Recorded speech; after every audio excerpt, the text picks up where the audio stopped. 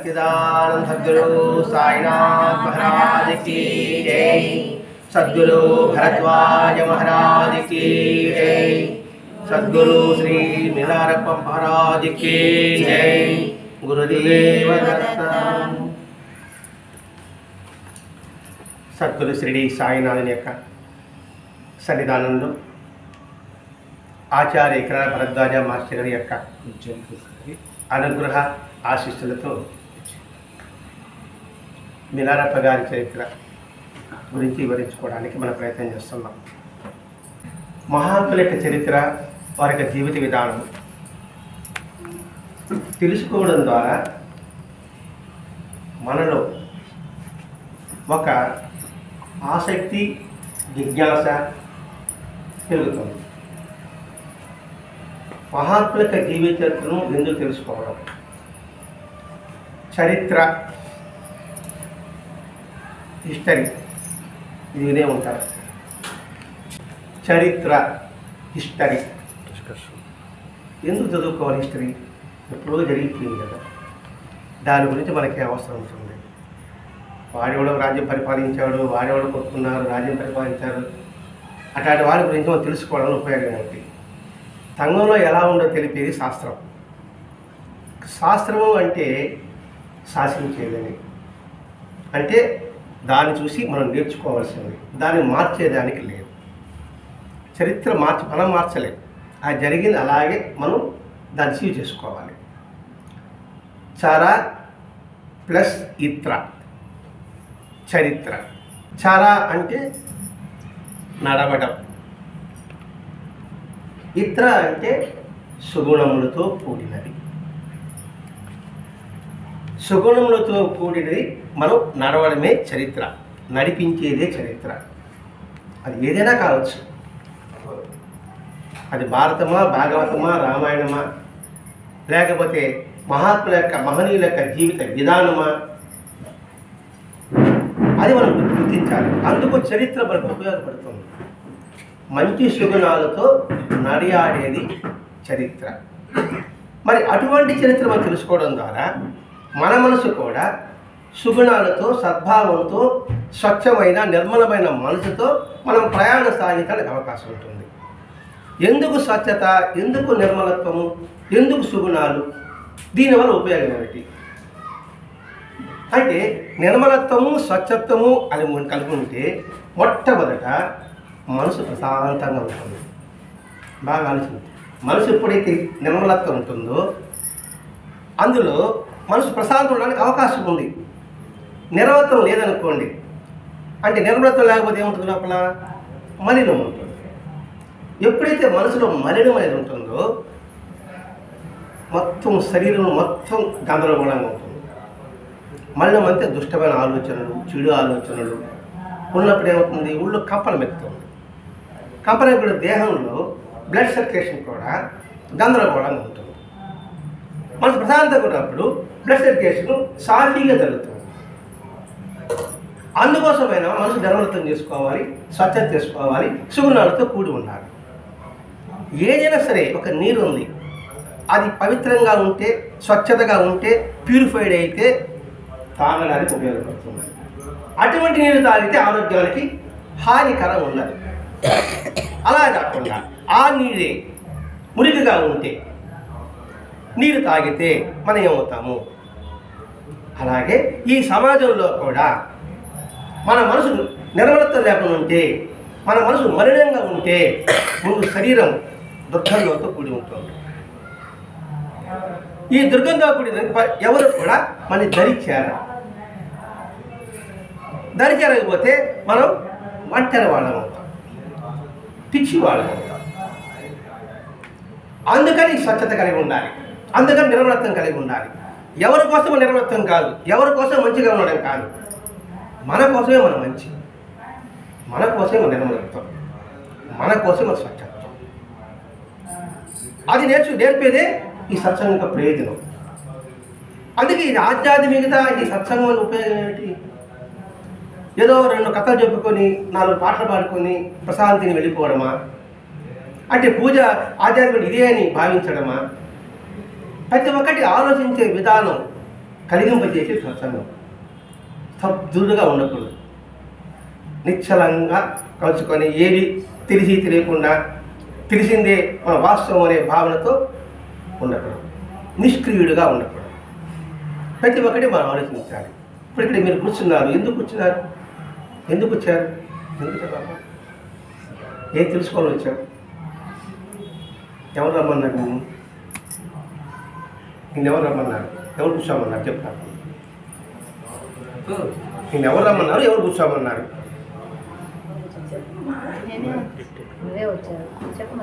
ఎందుకు వచ్చావు? నువ్వే రాలా, నువ్వు చెప్తే వచ్చావు. ఇష్టం ఉన్నా లేకపోయినా ఎందుకు రమ్మన్నా? ఈరోజు పెద్ద ఏమైనా టీవీలో సీరియల్ ఉందేమో, పెద్ద ఫ్రెండ్స్తో మాట్లాడుకోలేమో.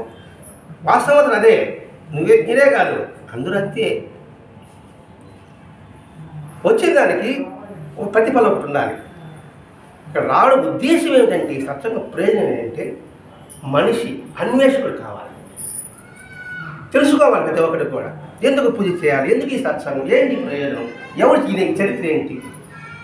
ఏదో బాబా గురించి చెప్పుకొని బాబా నేను చెప్పుకొని సరిపోతుంది కదా. ఇదేదో భాగవతం చెప్తున్నాడు, భోగాతం అన్నట్టు ఏదో పిచ్చి పిచ్చిగా మాట్లాడుతున్నాడు. ఏంటి అది పెట్టిన పటాలకి దీనికి సంబంధం లేదే అని ఆలోచన రాలా? ఏదో వచ్చి కూర్చున్నాడు, ఇదేదో చెప్తానంటే సార్. మనిషి జీవించడం ఎందుకు? ఏ మతం చెప్పినా, ఏ సంబంధం చెప్పినా ఏం చెబుతుంది మనకి? ఏ విధానం చెప్పినా మనకి ఏం చెప్తుంది? ఏ ఆచారమైనా మనకి ఏం నేర్పుతుంది? అది నేర్చుకోవాలండి. ఇప్పుడు ఆచారాలన్నీ ఉన్నాయి, అది మనకి ఏం నేర్పుతుంది? బడి ఏం నేర్పుతుంది? గుడి ఏం నేర్పుతుంది? మరి బడి ఏం నేర్పుతుంది చెప్పండి. మొట్టమొదట స్కూల్ మనకి ఏం నేర్పుతుంది? చదువు. దానికి ముందు అది క్రమశిక్షణ నేర్పుతుంది బడి. గుడి క్రమశిక్షణ నేర్పుతుంది. గడ్డ కొడితే బడికి పోవాలి, టైర్కి పోవాలని క్రమశిక్షణ. గుడిలో గడ్డ కొడితే ప్రసాదం పెడతానే క్రమశిక్షణ. వాస్తవం చిన్నప్పుడు అంతే కదా. ఆ ధనుర్మాసం వచ్చింది అనుకోండి, ఆడ పెట్టింది ఇంత పొంగలు పెడతాడు, ఈ 2 ఏళ్ళు పెడతాడు. దానికి ఆ మాసం అంతా 5 గంటలకి నిద్ర లేయాలి. లేహేస్తాం, వాళ్ళు ఆపరు, లేహేస్తాం. ఒక ఆకు ఎత్తుకుంటే ఒక 4 గుళ్ళు, ఒక్కొక్క గుళ్ళతో ఇటు పోస్తాడు అంతే. అడ్డ పుసి ఇంత ఒక ముద్ద అవుతుంది. అది పిడికిడు కూడా ఉండదు ఆ ముద్ద. ఎందుకు? ఆ ముద్ద కోసం ఆపరు. అంటే దానివలన ఉదయం 5 గంటలు లేడు క్రమశిక్షణ వచ్చిందా లేదా? అట్లాగే ఈ సత్సంగ ప్రయోజనం ఏంటి? మొట్టమొదటి క్రమశిక్షణ ఏంటో అలవర్చుకోవాలి. డిసిప్లిన్ జీవితం నిరర్ధకం. అది చదువు కావచ్చు, ఏదైనా కావచ్చు. క్రమశిక్షణ లేని జీవితం ఎలా ఉంటుంది? అస్తవ్యస్తంగా ఉంటుంది. ఇక్కడే చెప్తున్నాడు, ప్రతి ఒక్కటి క్రమశిక్షణతో కలిగి ఉండు. తద్వారా మనకి ఏమవుతుంది? సంతోషం కలుగుతుంది. ఉదయాన్నే చదవండి ఎలా ఉంటుందో, అది 7 గంటలే చదవండి ఎలా ఉంటుందో. సూర్యోదయం ముందు లేచి చదివితే మనం చదివి 4 ముక్కలైన 4 సంవత్సరాలైనా గుర్తుంటుంది. అది అదే మతాపరాలు అది నేర్పుతుంది. మన జీవితం అంతటికి కారణం ఎలా ఉంటే సంతృప్తిగా జీవించడమే. మరి మానవుడిగా మనం జన్మించిన తర్వాత దీనికి సార్థకత ఏమిటి? మహనీయులకు తృప్తికరమైన మనం జీవించగలం. మహాత్ములు అంటే వీళ్ళు, మహనీయులు అంటే గాంధీ మహాత్ముడు కావచ్చు, అనిపిసెంట్ కావచ్చు, సరోజినీదేవి కావచ్చు, సర్దార్ వల్లభాయ్ పటేల్ కావచ్చు, అబ్దుల్ కలాం కావచ్చు, వివేకానంద కావచ్చు. వారు ఏమైతే ఆశించారో, ఏమైతే వారు సమాజానికి అందించారో దానికి తగిన రీతిగా మన జీవనశైలిని మార్చుకుంటూ జీవించాలి. అది యూత్. మా ముసలోళ్ళకి ఉన్నాయి కదా, మేము ఎలా జీవించాలి? అయిపోయింది మా తరం. మహాత్ములను సేవించి వారు ఏ విధంగా అయితే ఆనందాన్ని పొందారో, పరమానందం చెందారో వారి జీవితాన్ని ఆదర్శంగా తీసుకోవాలి. మీ యూత్కి వివేకానందుడు, అబ్దుల్ కలాం, ఝాన్సీబాయ్, సర్దార్ వల్లభాయ్ పటేల్, ఛత్రపతి శివాజీ, ఇట్లాంటి వాళ్ళు మీరు ఆదర్శంగా తీసుకోగలగాలి. మీకు అట్లాంటిగా చరిత్ర వచ్చింది, మాలాంటి ముసలి వాళ్ళకి భాగవతం వచ్చింది, రామాయణం వచ్చింది, భారతం వచ్చింది. ఇవేంటి? రామాయణము, భారతము, భాగవతంలో ఉండేది ఏంటి? ఆ మహనీయులు ఏం చేశారో, ఇందులో వీళ్ళు ఏం చెప్పారో అదే వాళ్ళు చేశారు. గాంధీ మహాత్ముడికి ఏ సమస్య వచ్చినా, ఏ సందేహం వచ్చినా భగవద్గీత ఓపెన్ చేస్తారు. ఓపెన్ చేస్తేనే అందులో వచ్చేదే ఆ రోజు ఆయనకి సమాధానం, ఆయన ప్రశ్న.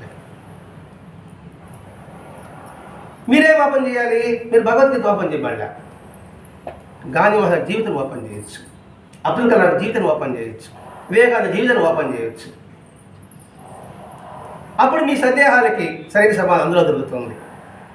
మాలాంటి వారికి జీవితాన్ని ఎలా స్వాంతన పొందుతూ, అంటే శాంతి పొందుతూ, ఆనందం ఎలా జీవించాలో ఆ మహాభారత భాగవత గ్రంథాలు మనకు ఉంటుంది.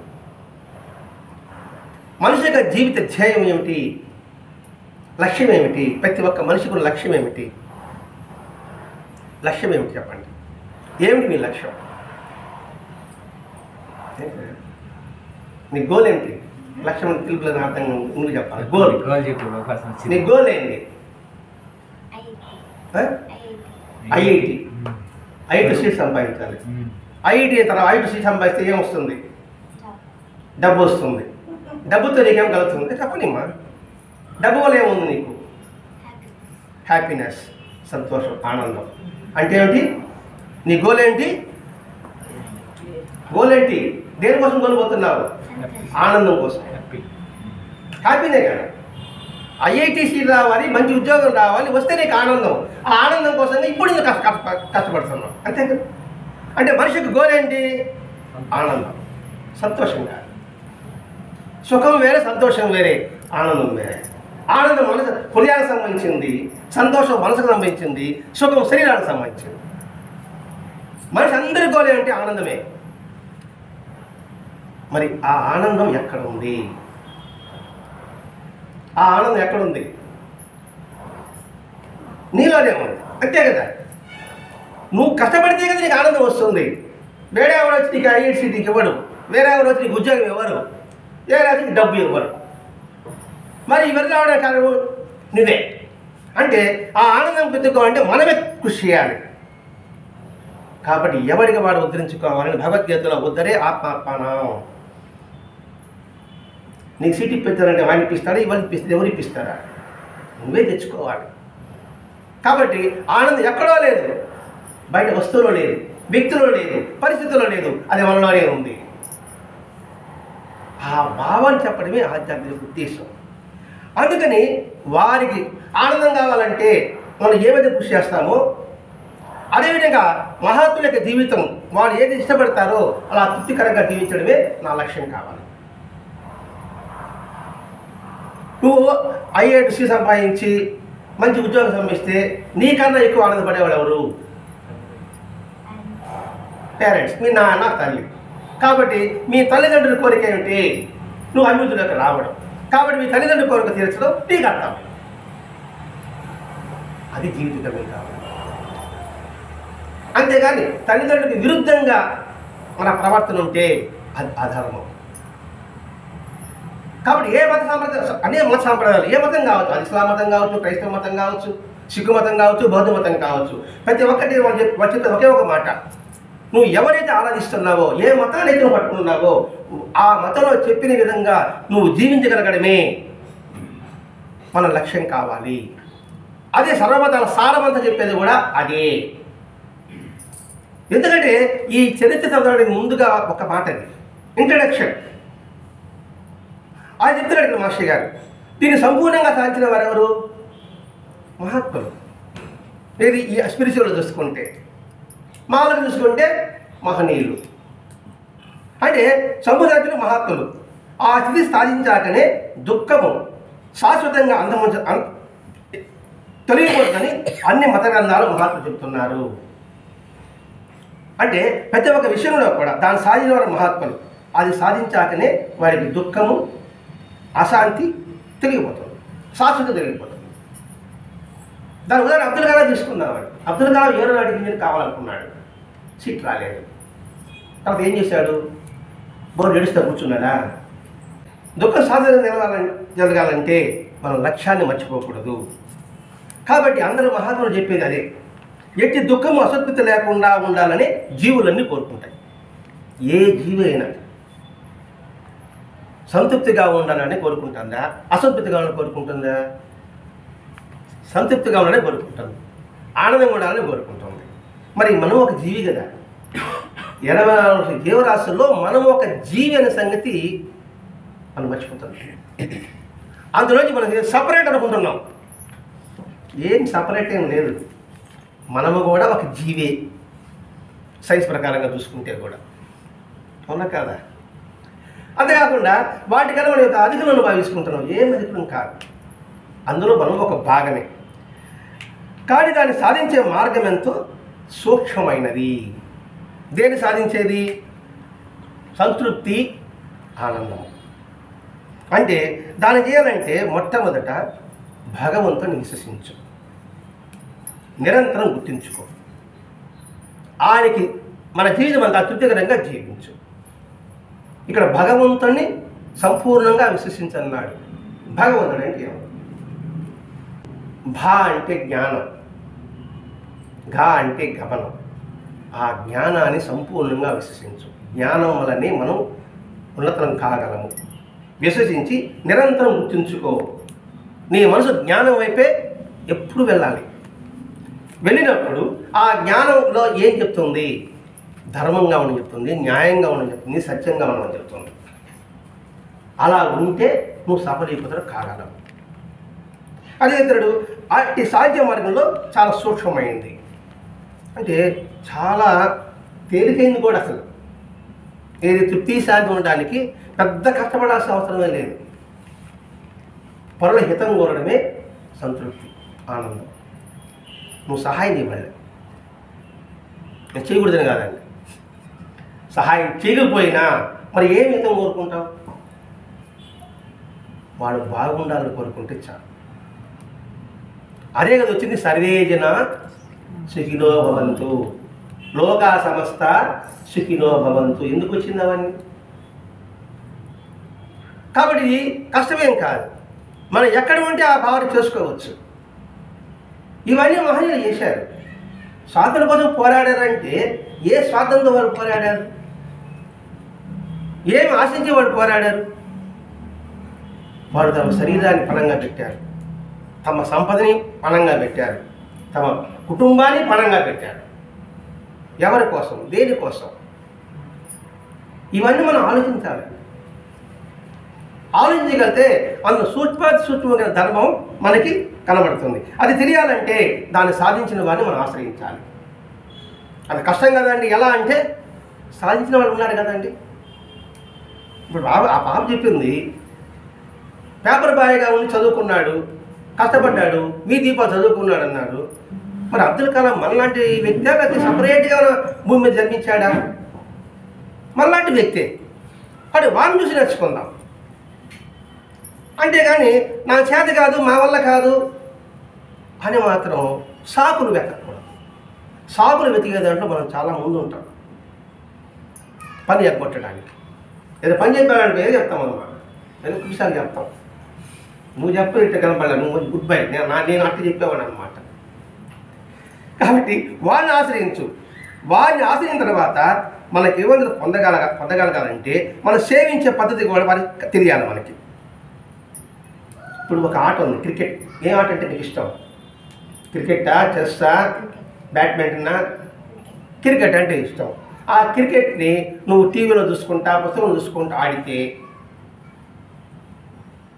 ఎలా ఉంటుందో, లేక ఒక కోచ్ దగ్గర చేరి ఆట నేర్చుకుంటే ఎలా ఉంటుంది, సొంతంగా నేర్చుకుంటే ఆట ఎలా ఉంటుంది, ఒక కోచ్ దగ్గర నేర్చుకుంటే ఎలా ఉంటుంది? కోచ్ అంటే ఏమో తెలుగులా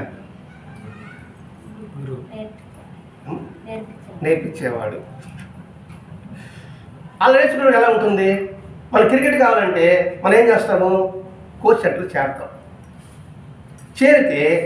చేరుతున్న వాడు చెప్తాడా, ఒరే ఆ బ్యాట్ దా, ఒరే ఆ బాల్ దా, ఒరే ఆ నెట్ కట్టురా, ఆ బాల్ మీద తెచ్చిరా అంటాడు. కానీ నేను నేర్చుకోవడానికి వస్తే ఇది నేర్పిస్తున్నాడే అంటే ఎలా ఉంటుంది? వీళ్ళు ఎంత ఇంట్రెస్ట్ తెలుసుకోవడానికి వాళ్ళు అక్కడ పని చేయిస్తారు.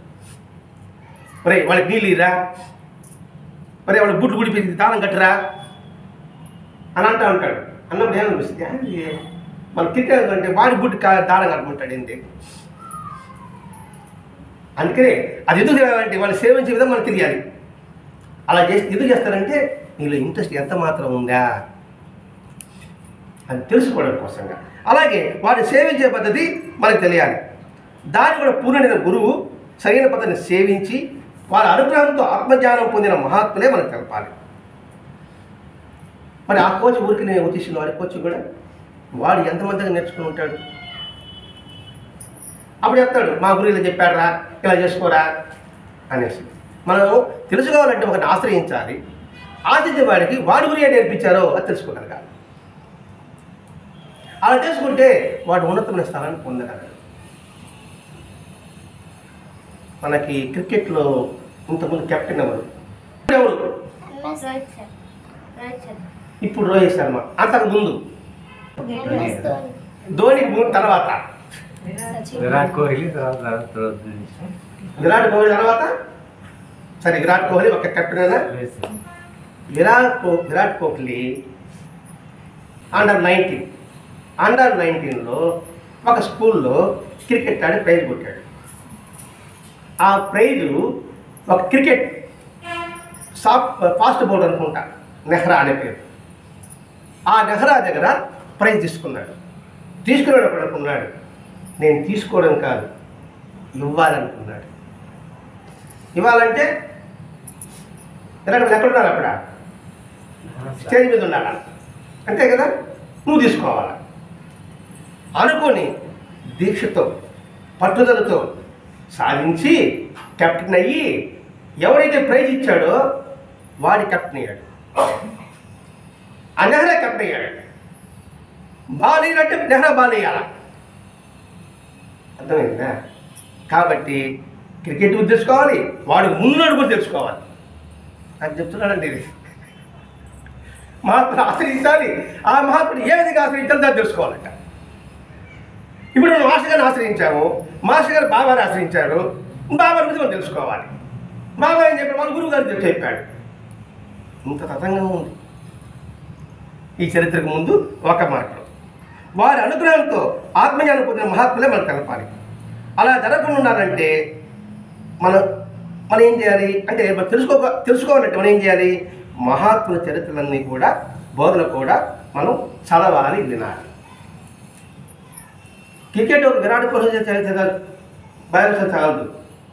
అంతకుముందు టాప్ ఎవరు, టెండూల్కర్, వారి జీవితం చదువుకోవాలి. సునీల్ గవాస్కర్ చెప్పాడు, వారి జీవితం తెలుసుకోవాలి. కాబట్టి క్రికెట్లో ఎవరైనా అందున్నారో వాళ్ళది చదవాలి. అలాగే ఆధ్యాత్మిక సత్యం ఉండాలంటే మహాత్ముడి జీవితాన్ని చదవాలి. లేదా మనకేం అర్థమవుతుంది, లేదా ఒకరి దగ్గరే కూర్చొని చదువుతున్నాం అనుకోండి, ఆడే ఉంటాం. అందరూ ఇప్పుడు సచిన్ టెండూల్కర్, గవాస్కర్ వీళ్ళు చదివారు అనుకోండి, వాళ్ళ మెలుకులు వీళ్ళ మెలుకులు, ఇంకోటి బౌలర్ ఉంటారే వాళ్ళ మెలుకులు అన్ని తీసుకున్నాం అనుకోండి, మనకు పూర్తిగా క్రికెట్ వస్తుంది. అలాగే అందరి మహాత్మ చదివామనుకోండి, ఆధ్యాత్మిక ఏంటంటో మనకు అర్థమవుతుంది, అవగాహన వస్తుంది. అందుకని అందరూ మహాత్ములు చదవాలి. అలాగే క్రికెట్ ఆడేటప్పుడు అందరూ ఎవరైతే ఉన్నారో వాళ్ళ లైఫ్ హిస్టరీ అంతా మనం చదవాలి, వినాలి. వింటే ఆ ఆటలో పరిపూర్ణ వస్తుంది. క్రికెటే కాదు, బ్యాడ్మింటన్ కావచ్చు, ఫుట్బాల్ కావచ్చు, హాకీ కావచ్చు, లేకపోతే సంగీతం కావచ్చు, పాటలు కావచ్చు, ఏదైనా కావచ్చు. కాబట్టి ఇప్పుడు సంగీతం అంటే ఏదో ఒక సులక్షణ సంగీతం వింటారా, కంటసాల అన్ని సరి చూస్తారన్నమాట. అట్లాగే ఆధ్యాత్మికంలో కూడా అందరి మహాత్ముల చరిత్రలు నువ్వు చదవాలి, అనేక మంది మహాత్ముని నువ్వు దర్శించాలి. అలాగే విరాట్ కోహ్లీ, టెండూల్కర్ కూడా మనం చూడాలి, మనం తపతరం పడుతుంటాం కదా, చూస్తే ఏమి సలహా ఇస్తాడో, లేకపోతే చేయబట్టి ఆశీర్దిస్తాడో ఏమో మనం చూడడానికి ఒకలాట పడతామా పడమా. అలాగే మహాత్ములను దర్శించాలి. మరి మహాత్ములు ఎవరు లేరు కదా అంటే, మహాత్ముల చరిత్రలే వారి యొక్క స్వరూపం. అనేక మంది సద్గురువులను దర్శించాలి. వారందరి రూపాల్లో ఒకే దైవం భగవంతుడు ఎలా ప్రకటమయ్యాడో వారి చరిత్రలను మనం గమనించాలి. వాళ్ళ ఏంటి చరిత్రలు ఎవరైనా చూడండి, అందరూ ఒకే తత్వం ఉంటుంది, భగవతత్వం ఉంటుంది. క్రికెట్ అంటే అందరి రూల్స్ ఒకటే వేరే వేరేగా ఉంటుందా? మెలుగు నేర్పుతుంటాడనమాట. అలాగే మహాత్ములందరూ కూడా ఒకే తత్వం, అది గుర్తించాలి. ఏ మత ప్రవక్తలు చెప్పేది ఒకటే చెప్తాడంటే దయా, కరుణ, శాంతి. ఇవి తప్ప ఇంకేం చెప్తారా? ఇంకేం ఉంది అసలు? కాబట్టి అది మనం గుర్తించుకోగలగాలి. అలా అందరిలో కూడా ఒకే తత్వం ఉంది లేదో మనం నిరంతరం గమనిస్తూ ఉండాలి. అది గుర్తుపెట్టుకోవాలి. ఇప్పుడు అందరిలో కూడా ఒకే చైతన్యం ఉంది, అందరూ ఒకటే అనే భావం ఉన్నప్పుడు ఎవరి ద్రోహం చేసుకుంటాం, ఎవరి మీ చాలి చెప్తాం? అదే జీవిత పరమార్థం. అలా తెలుసుకున్నప్పుడు ఏమంటే వారు తెలిపిన సద్గురు సేవా విధానం తెలుసుకుని మనం దాన్ని అనుసరించాలి. ముందు తెలుసుకోవాలి, అవగాహన తెచ్చుకోవాలి, గ్రహించాలి, అనుసరించాలి. తెలుసుకోకుండా ఏం అనుసరిస్తాం? ఒక వ్యక్తికి తెలుసుకోకుండా ఇంట్లోకి ఆహ్వానిస్తామా? ఆహ్వానించు. అలాగే ఒక విషయం అంటే క్షుణ్ణంగా తెలుసుకోగలగాలి. తెలుసుకుంటే దాన్ని సంపూర్ణంగా చేయగలం, హృదయపూర్వకంగా దాన్ని ఆచరించగలం. అందుకని మహాత్ములను తెలుసుకోవడం, అవగాహన చేసుకోవడం, వారి జీవితాన్ని ఆదర్శంగా తీసుకొని మనం ఆచరించడం. అటువంటి వ్యక్తే మిలారేప. ఈ మిలారేప జీవితం చదివితే మన జీవిత లక్ష్యం ఏమిటో, గమ్యం ఏమిటో, ఆ గమ్యం చేరడానికి గురువుని ఎలా సేవించాలో, ఎలా సాధన చేయాలో మనకు సంపూర్ణంగా తెలుస్తుంది. అందరి మహాత్ముల జీవితం, అందరి మిలారేప జీవించుకుంటున్నాం. అలాగే ఏదైనా సరే దానిలో ప్రావీణ్యం పొందిన వాడిని మనం సేవించి, దర్శించి, అవగాహన చేసుకొని, అందులో సాధక బాధ తెలుసుకొని, ఎందుకని మనం గమనించాలి. ఇది పట్టుకుంటే తప్ప, ఆయన పట్టుకుంటే తప్ప మనం గమనించాలి. కాబట్టి అటువంటి మహనీయుల ఈ మిలారేప, ఈయన చదివితే మన గమ్యం ఏమిటో, లక్ష్యం ఏమిటో అర్థమవుతుంది. సాధన క్రమంగా జరగడానికి తీసుకోవాలి జాగ్రత్త లేదో తెలుస్తుంది. ఎవరిది మిలారేప తెలిస్తే ఇక్కడ సాధన తీసుకోవాలి జాగ్రత్తలు అంటే, సాధన అంటే జీవితమే అండి. జీవితంలో ఎలా నువ్వు జీవించాలి, బతకడమా జీవించడమా? జీవించడంలో కొన్ని ప్రిన్సిపల్స్ ఉంటాయి, బతకడంలో ప్రిన్సిపల్స్ ఉండవు. ఎలాంటి బతకచ్చు, దానికి ప్రిన్సిపల్స్ ఏం లేదు, ఎట్లాంటి బతకచ్చు, ఏమైనా చేసి బతకచ్చు. జీవించాలంటే మాత్రం రూల్స్ అండ్ రెగ్యులేషన్స్ ఉంటాయి. కాబట్టి అటువంటి సాధన సూత్రాలు జాగ్రత్తగా మనకి జీవితంలో మనకు లభిస్తాయి. అలా లభించినప్పుడు మనకి ఒక అవగాహన వస్తుంది. ఈయన సామాన్య మానవులుగా జన్మించాడు. మహాత్ములంతా అంతే అండి. కొత్తగా అవతార పురుషుడిగా కృష్ణుడు మానవుడిగా జన్మించాడు. సరే, వాళ్ళతో మనం జరిగిందో లేదో మనం పక్కన పెట్టేస్తాం. అది అద్భుత కల్పన చెప్పడం అవకాశం ఉంది, దాన్ని పక్కన పెడదాం. అందుకే ఇప్పుడు బాగా చూసుకోవడం. అబ్దుల్ కలాం కావచ్చు, వివేకానందుడు కావచ్చు, గాంధీ మహాత్ముడు కావచ్చు, వారు మనలాగే జీవించారు, ఉత్తమ సాధనగా సాధన చేశారు, గొప్ప మహాత్ములుగా రూపొందారు. అటువంటి వారి చరిత్ర మిలారేప చరిత్ర. ఇప్పుడు గాంధీ ఆదర్శం. అలాగే ఎంతమంది మహాత్ములు లేరు? Nelson Mandela. మరి నెల్సన్ మండేలా ఎవరు? Abraham Lincoln. అది వృత్తి ఏంది? వృత్తి. Very good, claps. అట్లా ఉండాలన్నమాట. మరి ఆ వృత్తి నుంచి ఎంత ఎదిగాడు? అది సాధన అంటే అండి. ఇక్కడ సాధన బట్టి ఏదో దండం పెట్టుకొని బలి చేయడం కాదండి. మరి ఆ సాధన చేసి గొప్ప మహాత్ముడిగా అబ్రహాం లింకన్ ఏ విధంగా అయితే ప్రెసిడెంట్ అయ్యాడో, అబ్దుల్ కలాం ఏ విధంగా అయితే ప్రెసిడెంట్ అయ్యాడో, ప్రెసిడెంట్ జీవితం ఎలా ఉంది? ఏ సూట్ కేసు రాష్ట్రపతి వాళ్ళు అడుగు పెట్టాడో అంతే సూట్ కేసు బయట వచ్చాడు. వృధాగా ఏది ఒక పైసా ఖర్చు పెట్టలేదు. తన బంధువులు ఆ రాష్ట్రపతి చూడడానికి వస్తే ఆ ఖర్చు గవర్నమెంట్ భరిస్తుంది, కానీ ఒప్పుకోలేదు. తన సొంత ఖర్చులు ఖాతా రాయించాడు. మరి ఆదర్శం కాదా? అదేంటి ఇక్కడ మనం తెలుసుకోవాల్సింది. అలా సాధన చేసి వారు గొప్ప మహాత్ములు రూపొందారు. సాధన చేయమురా నరుడా, సాధ్యం కానిది లేదురా అన్నాడు భక్త తుకారాములు. చిన్న చీమకు చక్కెర దొరకను, పెద్ద మనిషికి ముక్తే కను. ఎంత తత్వగీత పాట ఉందండి అందులో. కాబట్టి అవి అలవర్చుకోవాలండి. జీవితంలో లక్ష్యం ఉండాలి. ఆ లక్ష్యాన్ని సాధించిన మహాత్ముని ఆశ్రయించాలి. ఆటలైతే కోచ్ని ఆశ్రయించాలి. అతనికి సేవ చేయాలి. అతనికి సేవ చేసిన తర్వాత ఆయన చెప్పిన విధానాన్ని గ్రహించాలి, అర్థం చేసుకోగలగాలి. దాన్ని సాధనపరంగా చేసుకుంటే మనము అంతటి వాళ్ళం కాగలము. ఎప్పుడు చిన్నగానే ఉంటే ఎట్ట మనం ఎప్పుడు ఎదుగుతాం. అలాగే ఎప్పుడు మనిషిగానే ఉంటే ఎట్ట మనీషిగా రావాలి. నీకు దీర్ఘం అంటే గుడి దీర్ఘం అంటారా? దీర్ఘం రావాలి. మనీషి అంటే మామూలు మనిషి, సుగుణాలతో కూడిన మనీషి. ఆ మనీషి మహనీయుడిగా మారాలి, మహాత్ముడిగా రుదిద్దుకోవాలి, దైవాల సంబుద్ధుడిగా రాగలగాలి. అలా రాగలిగాడు నీలాయప్ప. ఈ జీవితం ఎలా ఉంటుందంటే ఇది మనకు సాధ్యం కాదు అనుకుంటాం. కానీ మనకున్న లక్ష్యం కోసంగా, మన ఆనందం ఉండడం కోసంగా, అది కుటుంబంలో కావచ్చు, సమాజంలో కావచ్చు, వ్యక్తిగతంగా కూడా కావచ్చు. ప్రతి ఒక్క దాంట్లో కష్టం ఉంటుంది, నష్టము ఉంటుంది. ఆ కష్టాలు దాటి ముందు వెళ్ళగలిగితే ఆనందం ఉంటుంది. ఆ కష్టనష్టాలు దాటుకునే ఎలా అంటే వీళ్ళని కూడా చూడబడలేదండి. ఒక చిన్న చీమను చూస్తే మనకు అర్థమవుతుంది. ఈ మహనీయులు మహాత్ముల నుంచి ఆదర్శంగా తీసుకోబడలే, ఒక చిన్న చీమను ఆదర్శంగా తీసుకున్నాం. ఇప్పుడు చీమ పాగుతుంది, ఈ వైర్ అడ్డం వచ్చింది. ఏం చేస్తుంది? వెనక్కి వెళ్తుందా? ఎక్కడానికి ప్రయత్నం చేస్తుంది, వీలు కాలేదు, అంచునే వస్తుంది, దాటుతుంది. అంటే జీవితంలో కష్టం వస్తే దిరదిరగకూడదు, డీలా పడకూడదు, నిరుత్సాహపడకూడదు.